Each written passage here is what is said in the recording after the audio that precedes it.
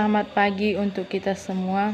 Saya adalah mahasiswi semester 3 dari Sekolah Tinggi Pastoral Bonaventura Kuskupan Agung Medan. Baik, dalam video kali ini saya akan menampilkan praktek mengajar saya menggunakan satu model pembelajaran.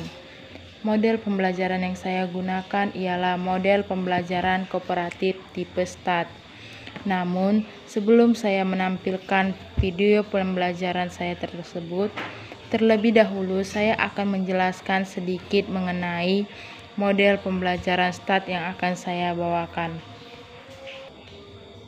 Model pembelajaran STAT dikembangkan oleh Robert Slavin dan teman-temannya. Menurut Robert Slavin, model pembelajaran STAT merupakan model pembelajaran kooperatif yang paling banyak diteliti. Dalam model pembelajaran kooperatif tipe STAT, siswa dibagi dalam kelompok yang beranggotakan 4 orang yang bersifat heterogen, yang mana siswa itu beragam dalam bidang kemampuan maupun jenis kelamin. Dalam model ini, siswa berkesempatan untuk bertukar pikiran dan mendiskusikan ketidaksamaan, serta saling membantu dan juga berdiskusi, bahkan bertanya pada guru jika mereka mengalami kesulitan dalam memahami pembelajaran. Langkah-langkah dalam pembelajaran model kooperatif tipe STAT tersebut ialah yang pertama, siswa menyampaikan motivasi dan tujuan pembelajaran kepada murid. Yang kedua, pembagian kelompok, di mana guru membagi kelompok berdasarkan jenis kelamin, suku, maupun kemampuan yang berbeda-beda, yang terdiri dari 4 atau 5 anggota kelompok. 3. Presentasi dari guru. Guru terlebih dahulu menyampaikan materi dan menjelaskan tujuan pembelajaran yang ingin dicapai dalam pertemuan tersebut. 4. Kegiatan belajar dalam tim atau kerja tim. Siswa belajar dalam kelompok yang telah dibentuk oleh guru. Guru menyiapkan materi ataupun lembar kerja sebagai pedoman bagi kerja kelompok tersebut. Yang kelima ialah kuis. Guru mengevaluasi hasil belajar murid dan memberikan penilaian.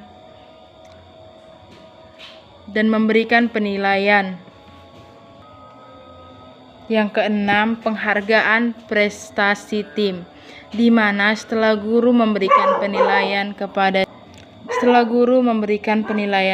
siswa, guru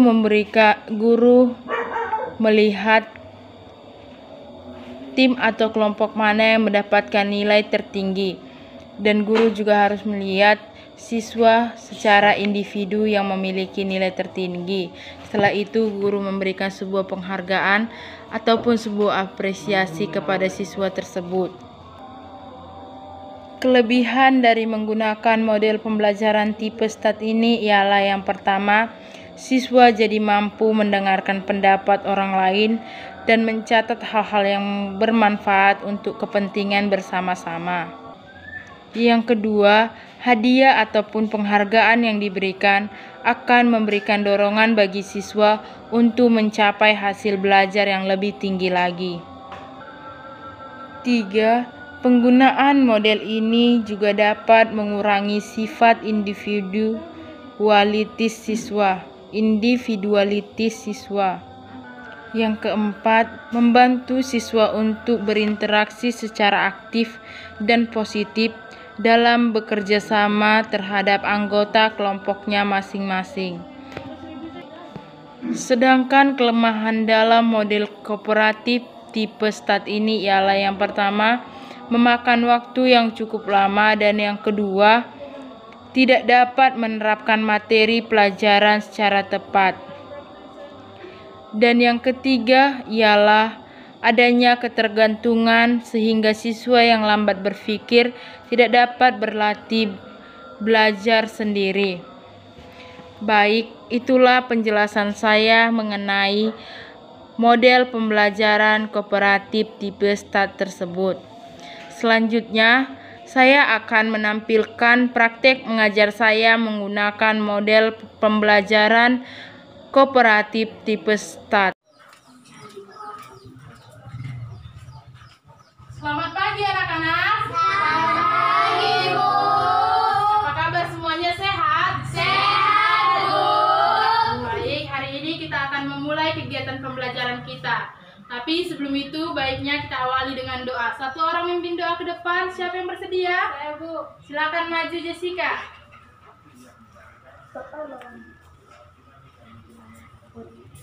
Roh Kudus, amin. Ya Tuhan, terima kasih atas berkat pada hari ini. Kami akan memulai pelajaran kami. Kau berikanlah kelancaran untuk belajar mengajar kami ini. Hanya ini doa anakmu Tuhan Yesus, kami bersyukur, haleluya, amin. Dan nama Bapa dan Putra dan Roh Kudus, amin. Baik, terima kasih buat Jessica. Hari ini kegiatan kita dan materi pembelajaran kita ialah kemampuan dan keterbatasanku. Sebelum itu, Ibu akan mengecek daftar hadir dulu ya. Baik.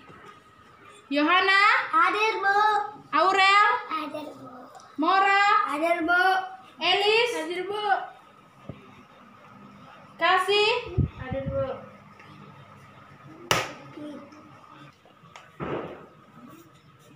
Uli? Hadir. Fitri? Hadir, Bu. Putra? Hadir, Bu. Mikael? Hadir. Elis? Hadir, Bu. Baik, semuanya hadir berarti kan? Sebelum itu, Ibu akan memberikan sebuah kata motivasi di mana bahwa setiap manusia pasti memiliki kemampuan dan keterbatasan pada dirinya. Kemampuan dan keterbatasan inilah yang mendorong kita untuk saling melengkapi. Sehingga tadi kan sudah Ibu kasih tahu bahwa materi kita hari ini ialah kemampuan dan keterbatasanku. Tujuan dari pembelajaran kita pada hari ini supaya kita menerima kemampuan dan keterbatasan yang ada pada diri kita. Yang kedua, mensyukuri kemampuan dan keterbatasan yang ada dalam diri kita sendiri. Dan yang ketiga, memahami tanggung jawab yang terdapat dalam diri kita sehingga kita mampu untuk mengembangkan kemampuan dan keterbatasan yang ada dalam diri kita tersebut. Hari ini Ibu akan membagi kelompok. Kelompok itu terdiri dari dua kelompok dan masing-masing anggota kelompok itu ada 5 orang. Ibu mau bertanya, siapa di sini juara 1 dan 2 kelas? Saya, Bu. Saya, Bu. Ketuanya kelompok pertama itu Ibu bikin Jessica ya. Iya, Bu. Kelompok kedua siapa namanya? Elis, Bu. Elis. Baik, untuk kelompok pertama anggotanya itu namamu nak? Yohana, Bu. Yohana, catat ya nak. Kelompok pertama Yohana. Terus Aurel kelompok kedua sama Elis. Mora kelompok pertama. Terus Fitri, mana Fitri? Itu kelompok Elis. Uli kelompok Jessica. Kasih kelompok Jessica. Putra dan Mikael kelompok Elis. Untuk kelompok pertama, materinya itu ialah tentang kemampuan. Apa kelompok pertama materinya? Kemampuan, Bu. Kelompok kedua? Menyikapi keterbatasan, Bu. Ya, keterbatasan ya. Kelompok pertama materinya kemampuan dan kelompok kedua keterbatasan. Sekarang bentuk kelompoknya masing-masingnya. Kelompok 1 bisa di sana, kelompok 2 di sini. Ibu kasih waktu 2 menit. Jangan ribut, cepat. Cepat nak. Jangan ribut. Kelompok 1 di sana. Kelompok 2 di sini. Iya. Sini. Bulat, lingkaran bulat nak. Tunggu ya, Ibu rapikan ya. Bagaimana caranya harus lingkaran? Sini kurang maju. Kau kelompok berapa? Satu kan? Satu mah. Sini, kau kelompok 2 maju. Jangan ribut ya. Baik. Yang mau dikerjakan dalam diskusi kelompok ini, yang pertama ialah mencari apa yang kalian mengerti tentang kemampuan dan keterbatasan. Yang kedua, mencari pandangan kitab suci tentang kemampuan dan keterbatasan. Dan yang ketiga itu, mencari apa pesan dari kitab suci tersebut. Yang keempat, mencari cara mengembangkan. Dan yang kelima, sikap yang dibutuhkan. Itu yang mau dicari dalam diskusi kelompok ini ya nak? Baik, Bu. Ngerti kan apa materinya? Baik, Bu. Ya. Sekarang kita mulai diskusinya.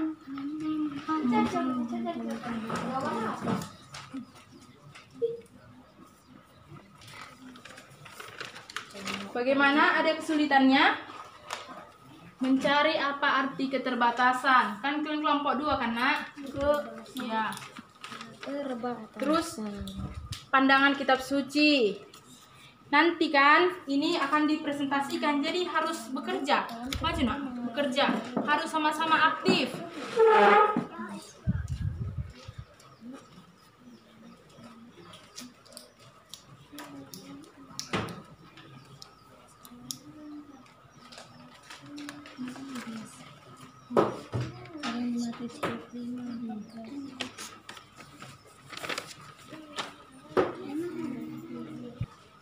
Baik, bagaimana anak-anak? Sudah 5 menit berjalan. Apa ada kesulitan? Tidak, Bu. Tidak, Bu.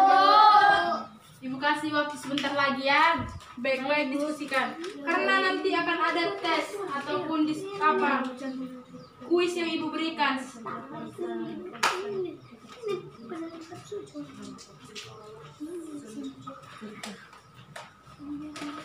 Bagaimana? Apakah ada kesulitan? Sudah selesai? Sudah, Bu.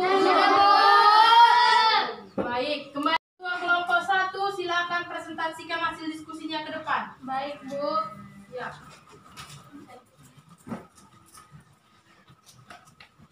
Dengar ya anak-anak, karena nanti akan ada kuis Ibu berikan.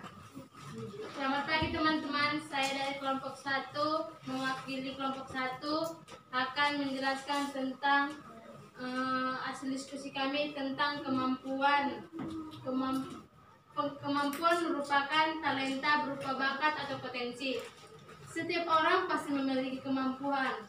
Tuhan memberikan kepada setiap orang kemampuan atau talenta yang berbeda-beda sesuai dengan kemampuan yang kita miliki. Talenta berarti bakat atau keterampilan. Bakat itu sendiri ialah kemampuan yang tersembunyi dari diri kita sebagai anugerah Allah yang sudah ada sejak kita dilahirkan.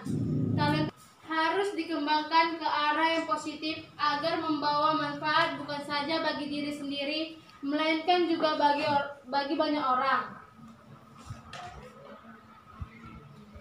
Pandangan kitab suci terdapat dalam Matius 25 ayat 14-30. Di dalam tersebut kita dapat membaca ada 3 tokoh, yaitu 1 Tuan, kedua hamba 1, ketiga hamba 2, dan ketiga hamba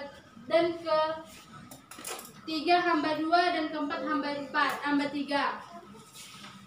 Tuan tersebut mempercayakan talenta kepada hamba 1 5 talenta, dan hamba kedua dipercayai Tuan mendapatkan 2 talenta, dan hamba ketiga mendapatkan 1 talenta. Hamba pertama mengembangkannya sehingga ia memperoleh laba 5, dan ia mendapatkan pujian dan diberikan kepercayaan yang lebih banyak lagi. Sedangkan hamba kedua mendapatkan 2 talenta dan mengembangkannya dan memperoleh laba 2 talenta. Ia mendapatkan pujian dan diberikan kepercayaan yang lebih banyak lagi. Dan juga hamba ketiga mendapatkan 1 talenta. Dia tidak mengembangkannya, bahkan dia menyembunyikannya sehingga ia tidak memperoleh laba apapun, sehingga ia mendapatkan celaan yang sangat menyakitkan dan ada padanya, diambil semuanya dan tidak dipercaya lagi. Pesan dari kitab suci tersebut, yang pertama, setiap orang pasti memiliki talenta. Tuhan memberikan kepada setiap orang kemampuan atau talenta yang berbeda-beda sesuai dengan kemampuan yang dimiliki. Dan yang kedua, karena kemampuan kita berbeda-beda, Tuhan menghendaki agar kita bekerja sama dan saling melengkapi satu sama lain. Dan ketiga, talenta harus dikembangkan ke arah positif agar membawa manfaat bukan saja bagi diri kita sendiri, melainkan juga bagi banyak orang. Cara mengembangkan talenta yang telah kami diskusikan pada kelompok kami. Yang pertama, selalu berpikir positif. Kedua, melatih terus-menerus tanpa takut berbuat salah atau gagal. Yang ketiga, mencari bagaimana informasi melalui berbagai sumber. Dan ketiga, belajar dan berani bertanya pada orang yang berpengalaman. Di dalam itu, dalam mengembangkan talenta itu, kita harus memiliki sikap. Yang pertama, tanggung jawab, disiplin, dan tidak cepat puas, dan memiliki kerjasama yang bagus. Demikianlah hasil kelompok kami. Terima kasih.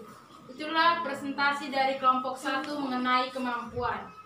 Baik, nanti Ibu akan menjelaskan lagi mengenai apa itu kemampuan. Sekarang kita lanjut dulu untuk kelompok kedua, yang mewakili ialah ketua kelompok.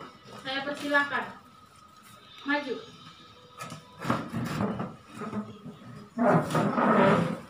Harap diperhatikan bagus-bagus ya anak-anak, karena nanti Ibu akan memberikan kuis. Ya, Bu. Selamat pagi, teman-teman. Pagi, teman. Saya dari perwakilan kelompok 2 mengenai keterbatasan. Keterbatasan merupakan suatu keadaan terbatas. Setiap orang pasti memiliki kelemahan keterbatasan. Kelemahan keterbatasan berada satu dengan yang lain. Keterbatasan juga merupakan suatu fakta yang tidak bisa dipungkiri. Namun, keterbatasan dan kelemahan bukanlah alasan utama seorang tidak berhasil atau sukses. Justru dengan adanya keterbatasan yang dimiliki oleh masing-masing orang, kita dituntut untuk saling melengkapi satu dengan yang lain.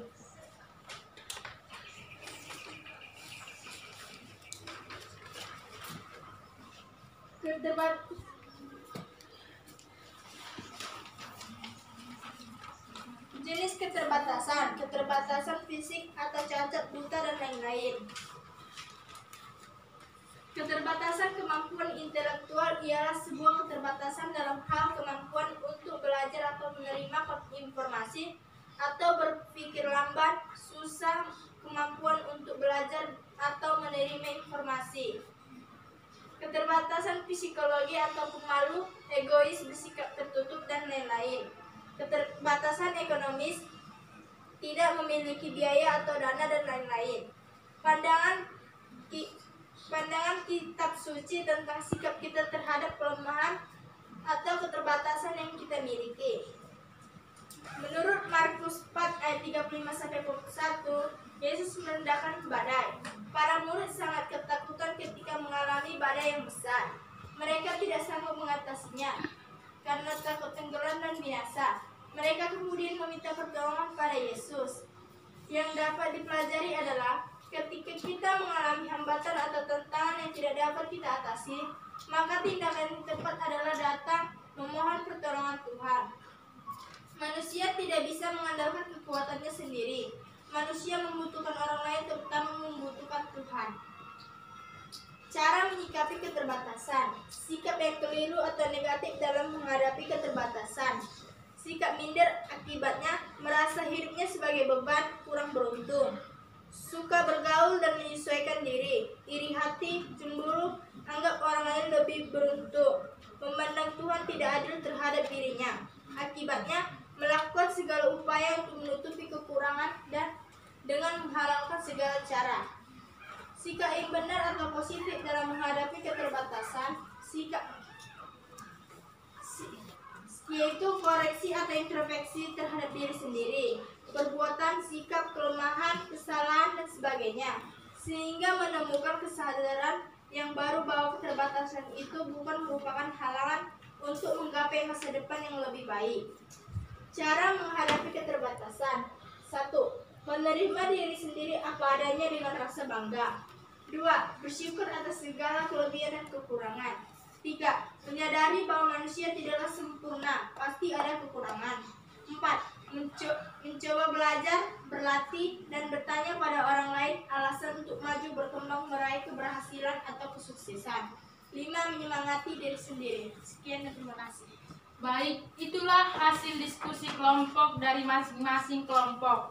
Ibu akan menjelaskan lagi. Tolong harus dipahami materinya karena Ibu akan memberikan sebuah kuis nantinya. Kita akan memulai.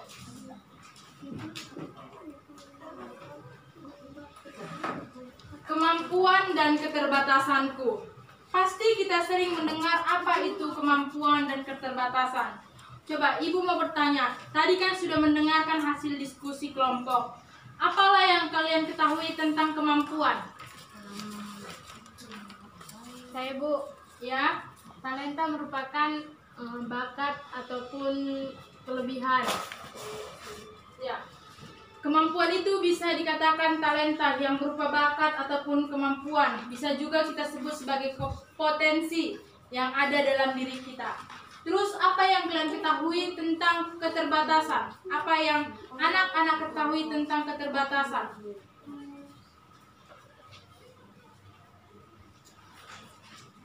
Ada yang tahu? Tidak ada? Keterbatasan itu merupakan suatu keadaan terbatas. Keadaan terbatas itu artinya sesuatu yang tidak ada dalam diri kita ataupun sesuatu yang kita alami. Misalnya, lihatlah dulu gambar ini. Coba perhatikan gambar ini baik-baik anak-anak. Apalah yang dapat kalian amati dari gambar yang dua ini? Pertama, dia melukis dengan mulut akibat tidak mempunyai tangan. Yang kedua, dia main bola. Ya.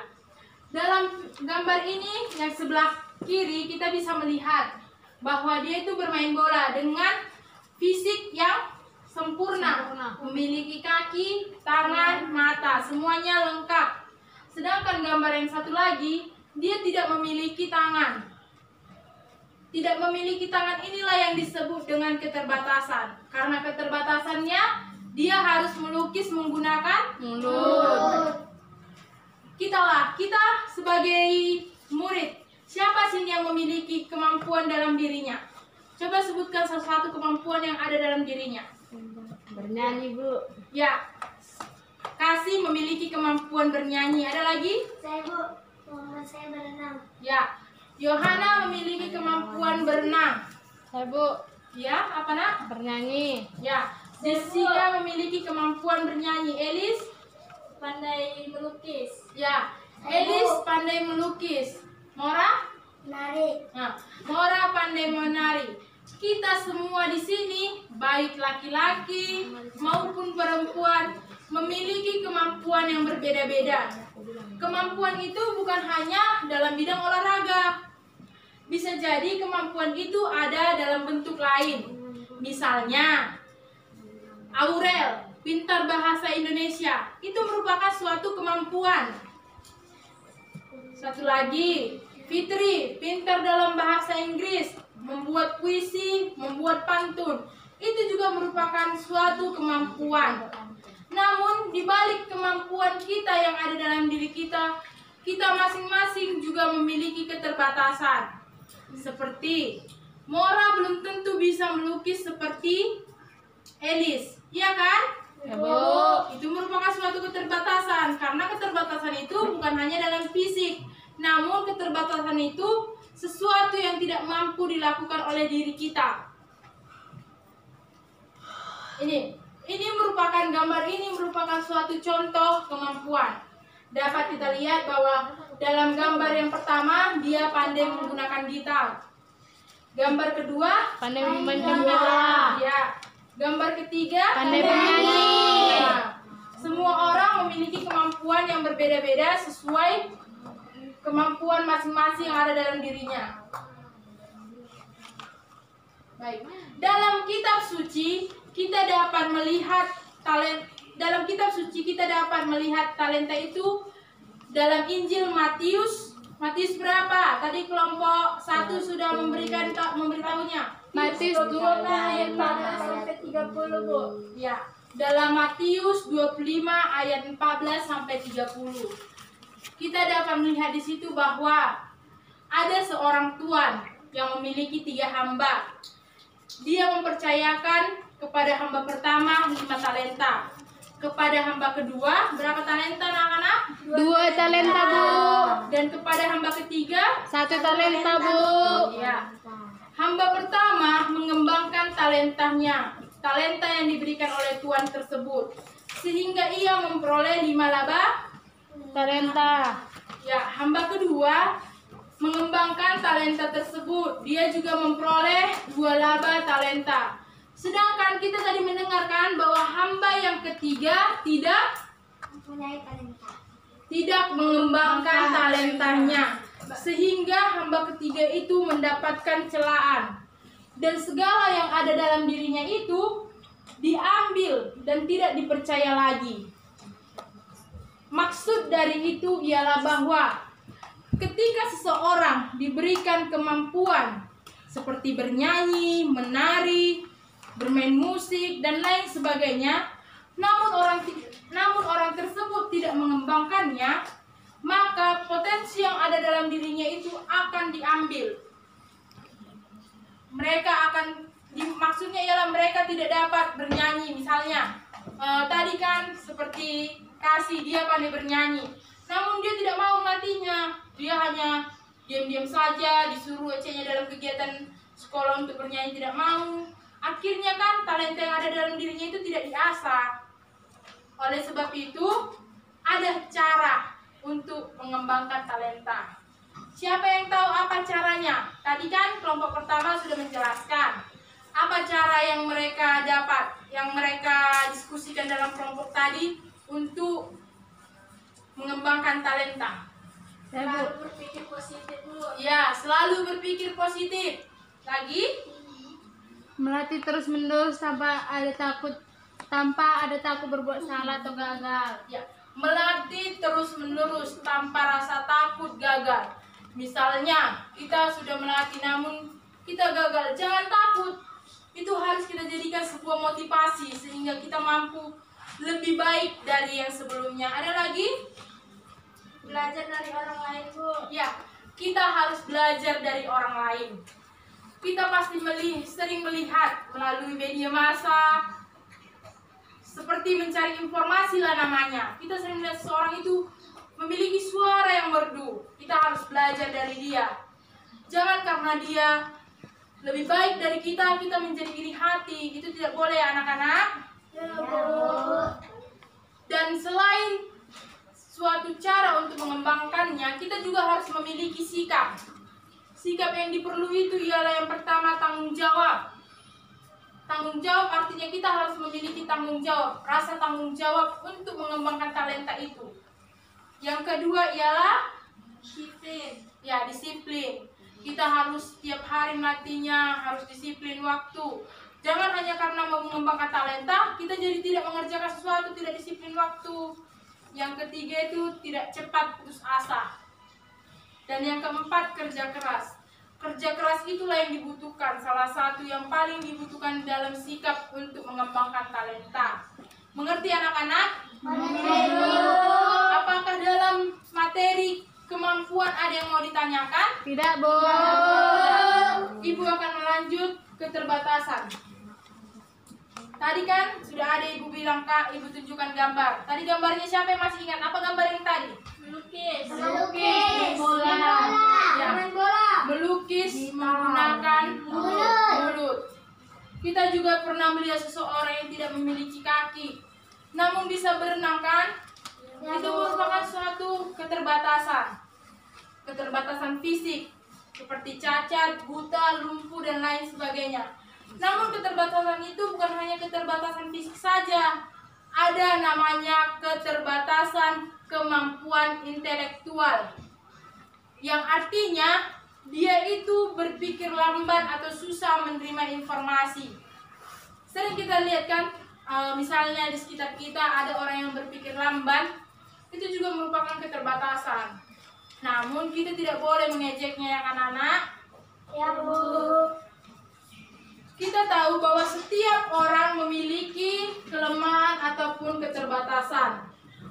keterbatasan dan kelemahan itu berbeda-beda setiap orang. Namun disinilah kita harus saling melengkapi satu dengan yang lain. Dalam pandangan kitab suci tentang sikap kita terhadap kelemahan dan keterbatasan dapat kita lihat dalam Injil Markus 4 ayat 35 sampai 41. yang mana Yesus meredahkan badai. Para murid sangat ketakutan ketika mengalami badai yang besar. Mereka tidak sanggup mengatasinya karena takut tenggelam dan binasa. Mereka kemudian meminta pertolongan pada Yesus. Kita melihat bahwa para murid memiliki keterbatasan di mana mereka takut dalam mengatasi badai yang datang pada saat itu karena mereka juga takut tenggelam dan binasa.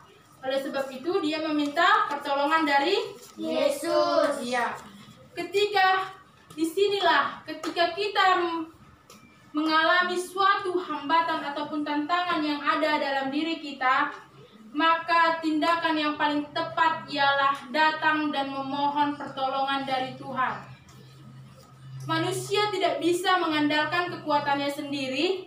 Manusia membutuhkan orang lain, terutama membutuhkan Tuhan. Kita ini semua saling membutuhkan satu dengan yang lain. Misalnya, siapa sini kalau Ece-nya kita kan mau pergi sekolah, pasti kita membutuhkan bantuan orang tua untuk mengantar kita kan? Saat kita bermain-main, kita terjatuh, pasti kita juga membutuhkan bantuan teman untuk menolong kita. Oleh sebab itu, kita tidak boleh merendahkan seseorang yang memiliki keterbatasan fisik. Jangan karena kita menjumpai orang yang cacat, kita ejek-ejek. Kita menjumpai orang yang buta, kita ejek-ejek. Tidak boleh. Kita itu saling membutuhkan. Suatu saat kita akan memerlukan bantuan dia. Dan untuk menyikapi keterbatasan tersebut, kita perlu sikap mawas diri. Mawas diri itu berarti sikap koreksi diri atau introspeksi diri, di mana kita melihat apa yang kurang dalam diri kita sehingga kita menemukan kesadaran yang baru bahwa keterbatasan itu bukan merupakan halangan untuk menggapai masa depan yang baik. Kita harus introspeksi diri, kita harus memiliki rasa bahwa kelemahan ataupun keterbatasan yang ada dalam diri kita itu bukan sesuatu yang membuat kita tidak mampu untuk berkembang. Jangan karena misalnya kita tidak bisa bahasa Indonesia, jadi kita begitu-begitu saja tidak mengembangkannya, sehingga kita tidak memiliki tujuan hanya gara-gara sesuatu itu. Ngerti anak-anak? Ngerti, Bu. Terus dalam keterbatasan itu kita tidak boleh bersikap minder. Kita minder dengan sesama, kita mengurung diri. Karena hal itulah kita menjadi orang yang sering iri hati dan cemburu. Sikap itu merupakan salah satu sikap yang negatif. Akibat dari sikap itu, kita akan melakukan segala upaya untuk menutupi kekurangan yang ada dalam diri kita. Kita jadi berusaha untuk menutupi yang ada dalam diri kita sehingga kita tidak memiliki kemampuan untuk mencoba hal-hal yang baru. Mengerti anak-anak? Mengerti, Bu. Baik, sampai sini apakah ada yang mau ditanyakan? Tidak, Bu. Ibu mengasih waktu untuk memahami materi. Coba dulu tadi ketua kelompok 1 mengajari anggota kelompok 2 dan ketua kelompok 2 mengajari anggota kelompok 1. Ibu berikan waktu 10 menit dan setiap anggota kelompok harus memahami betul-betul materi yang disampaikan oleh ketua kelompok. Karena ibu akan memberikan suatu kuis ataupun tes.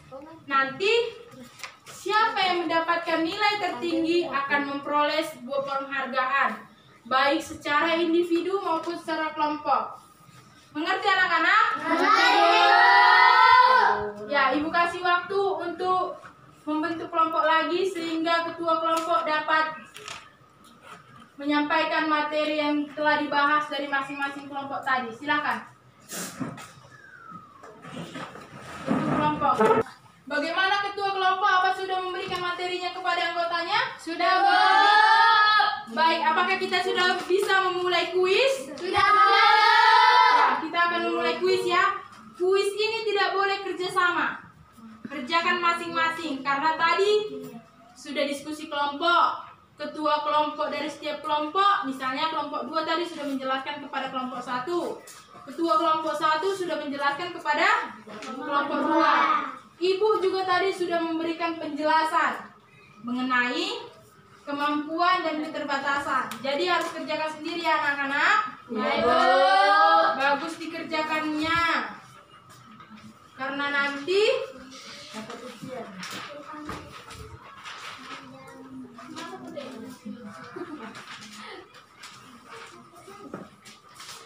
anak-anak bagus ya. Ibu kasih waktu 20 menit untuk mengerjakannya. Kerjakan masing-masing ya. Jangan nyontek. Jangan ribut ya anak-anak. Ya, dibulati saja. Mau dibulati, mau disilang tidak apa-apa.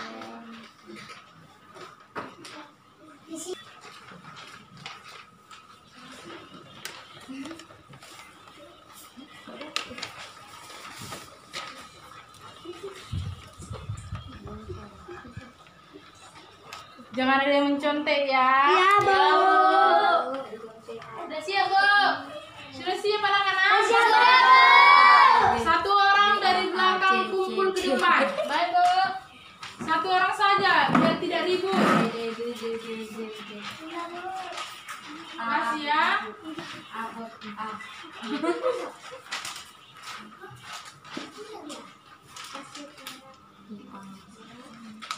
Kasih teman. Makasih.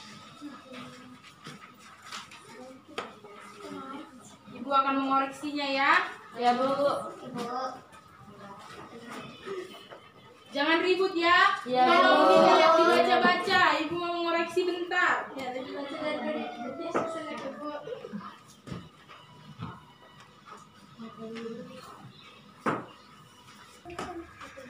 Tunggu sebentar ya. Jangan ada yang ribut. Iya, Bu.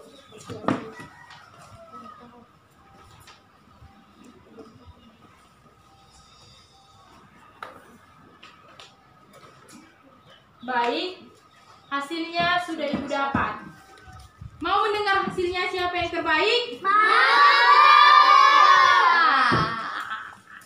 Dari nilai yang Ibu dapat, untuk yang mengerjakan yang paling baik secara individu ialah Jessica. Tepuk tangan.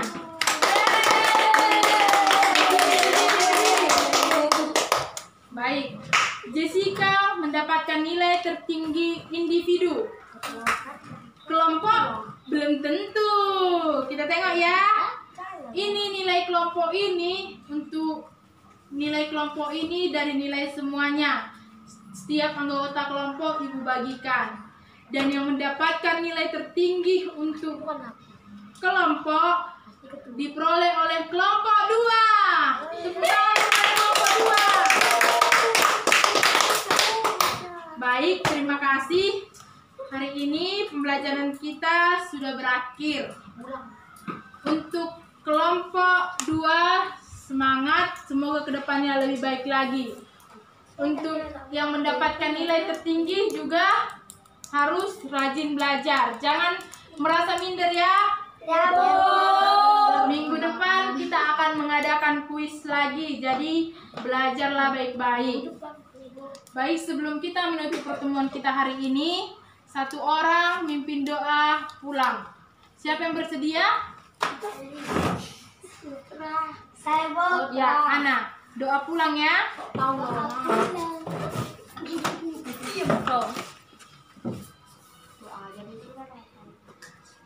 Mari kita bersatu dalam doa. Dalam nama Bapa dan Putra dan Roh Kudus. Amin. Tuhan Yesus, makasih Kau sudah memberikan kami hari ini lancar pembelajaran kami. Tuhan, pada hari ini kami akan selesai pembelajaran kami, dan Tuhan berikanlah kami perlindungan dari Tuhan kesehatan ya Tuhan. Pada hari ini kami pulang ke rumah masing-masing.